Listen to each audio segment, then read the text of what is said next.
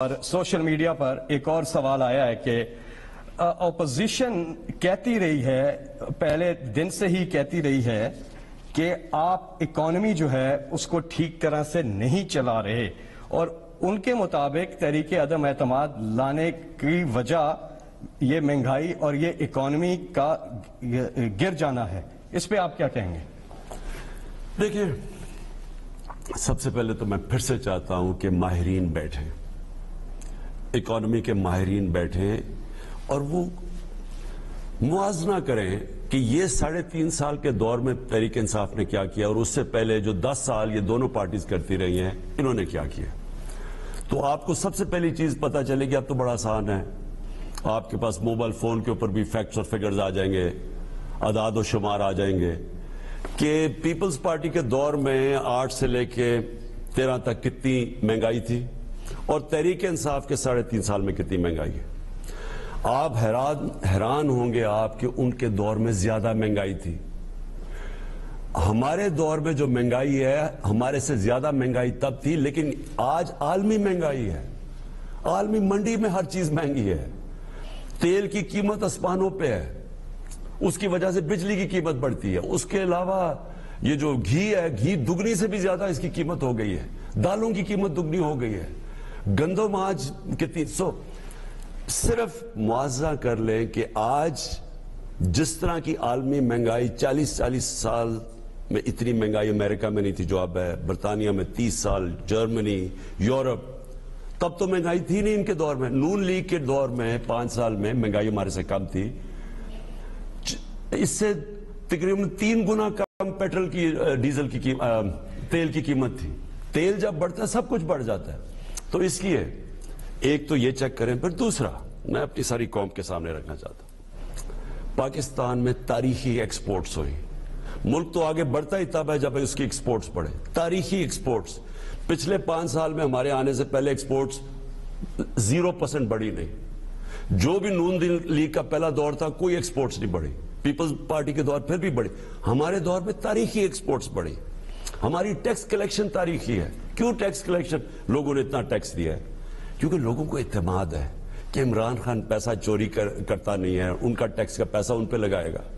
جو بھی ہم نے پیٹرول اور ڈیزل اور بجلی کی قیمت کم کیا، ہم نے 250 ارب روپیہ جو ہم نے مزید زیادہ ٹیکس کا اکٹھا کیا تھا ہم نے عوام پہ لگا دیا۔ اور اوورسیز پاکستان نے تاریخی ریمیٹنسز بھیجی ہے، یعنی وہاں سے جو ڈالر آئے ہیں وہ کیوں بھیجے ہیں؟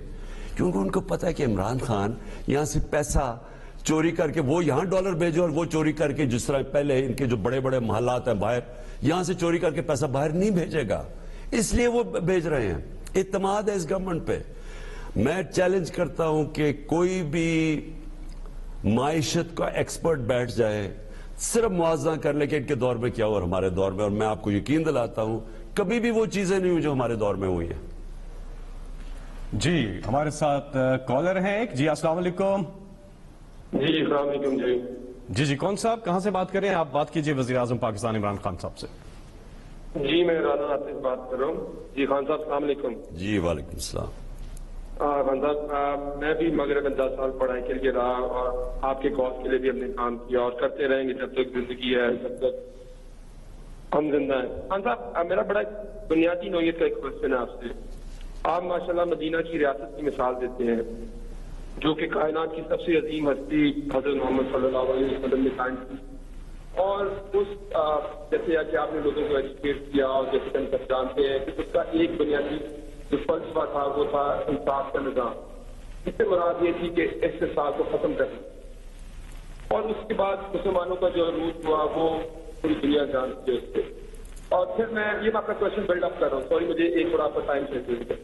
اس کے بعد جو دنیا میں سب سے عظیم لیڈر آیا ماڈرن ہسٹری کے اندر، اس کا نام تھا ابراہیم لنکن، اس نے بھی اسی چیز کو فالو کرتے ہوئے جو چیز کی، اس نے کہا جو سلیوری ہے یہ ہائیسٹ فارم آف ایکسپلائٹیشن ہے، کیونکہ جیسے آپ جانتے ہیں کہ ہر 10 گوروں کے لیے 1 سالہ غلام ہوتا تھا، اس نے وہ ختم کی اگینسٹ آل آف 4 سال سول وار میں ملک میں ترقی تو نہیں ہونی تھی، کیونکہ یہ تو لیڈر ہوتا ہے لارجر دین لائف، وہ تو پھر آگے تک سوچتا ہے، اور اس پہ دنیا کی تحریک کا ریکارڈ ہے جس سے 7800 کتاب لکھی گئی ہے ملٹن پیس پر. دنیا حیران ہے کہ وہ کیا آدمی تھا. آپ سوال کیجئے گا کیونکہ زیادہ لوگوں کو موقع مل جائے. اب ہم آتے ہیں اپنے معاشرے کی. ہم یہاں پہ دیکھتے ہیں کہ کوئی مقصود سے پڑاسی اکاؤنٹ سے 375 کروڑ کا نکل رہا ہے, کوئی فلودے والے کے اکاؤنٹ سے 200 کروڑ کا یا اربوں روپیہ نکل رہا ہے. اور نواز شریف صاحب یہاں سے دنیا کی تاریخ میں یہ بھی واقعہ ہے کہ ایک کنوکٹڈ مجرم اس ملک کی جوریسڈکشن سے باہر چلا جاتا ہے. تو ہم آپ سے پاکستانی, آپ کے خیر خواہ اور آپ کے لیے کھڑے رہنے والے آپ سے سوال پوچھتے ہیں کہ ہم کیسے یہ انشور کریں گے کہ اس ملک میں رول آف لا آئے, وہ نظام آئے جہاں پہ یہ طاقتور جو کہ لوگوں کی ایکسپلائٹیشن کرتے ہیں وہ اس نظام کے نیچے آئے, اور انشاءاللہ جب آپ یہ سروائیو کر جائیں گے وہ جی میں سمجھ گیا. میں دیکھیں مدینہ کی ریاست میں, اور میں نوجوانوں کو خاص طور پہ سمجھانا چاہتا ہوں کہ وہ ماڈرن ریاست تھی. اس کے جو سارے پرنسپلز تھے وہ آج جو بھی ملک ترقی کر رہا ہے اور خوشحال ملک ہے وہ سارے انہوں نے وہ اصولوں کے اوپر چل رہے ہیں, اس لیے ترقی کر رہے ہیں, اس لیے خوشحال ہیں. مسلمان ملکوں کے حالات برے کیوں ہیں؟ کیونکہ ہم ان اصولوں پہ نہیں چل رہے. یہ جو ابھی کالر نے بات کی ہے کہ ہم کر کیا رہے ہیں, ہم بات کرتے ہیں کہ ہم مسلمان ہیں, جو ہم کام کر رہے ہیں اس سے اسلام کا کوئی تعلق نہیں ہے. نبی صلی اللہ علیہ وسلم نے کہا سب سے بڑا بنیاد جو مدینہ کی ریاست کی بنیاد رکھی گئی تھی وہ 3 چیزوں پہ تھی. نمبر 1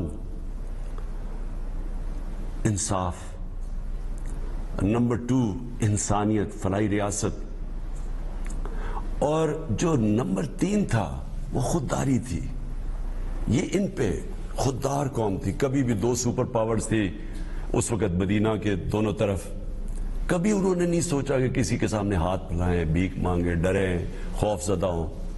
بلکہ ہمارے نبی صلی اللہ علیہ وسلم نے ابھی 5 سال ہی ہوئے تھے مدینہ میں, انہوں نے خط لکھا دونوں سپر پاورز کے سربراہوں کو کہ میں اللہ کا پیغام لے کے آیا ہوں, سچ کا پیغام, آپ کی بہتری ہوگی کہ اس پہ چلیں. عظیم لیڈر تھے, لا الہ الا اللہ پہ چلتے تھے, اللہ کے سوا کسی کو خدا نہیں مانتے تھے. یہ نہیں کہ جی بیگرز آر ناٹ چوزرز, ہم تو ہیں جی غریب ہیں, ہم تو غلامی ہماری ذہن میں ہے, یعنی یہ جو شہباز شریف نے کہا ہے یہ ہے ہی غلام, کیونکہ یہ شرک کرتے ہیں, یہ پیسے کی پوجا کرتے ہیں.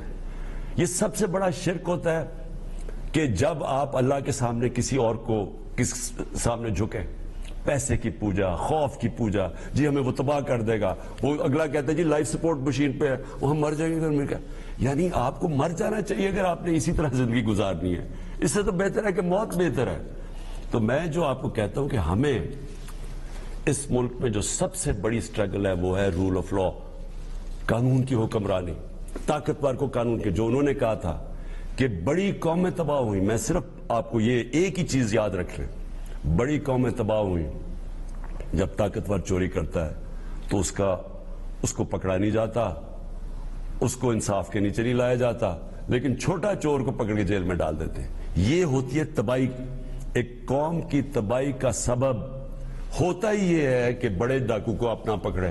اور یہ جو سارے ڈاکو اب مل کے, یہ ساری سازش ہے کیا؟ چوری اپنی بچانے کے لیے, NRO کے لیے سازش ہے. اور یہی پہ میں کھڑا ہوں پہلے دن سے. جنرل مشرف نے ظلم کیا اس ملک پہ جب ان چوروں کو اس نے NRO دیا, جو ملک کو نقصان پہنچا. 4 گنا ہمارا قرضہ بڑھا ہے. آج جو ہمیں سب سے زیادہ مشکلیں پڑی ہوئی ہیں وہ قرضے کے اوپر, وہ سود دینے میں ہمارے پاس اتنا پیسہ نہیں بچتا کہ عوام کے اوپر خرچ کریں.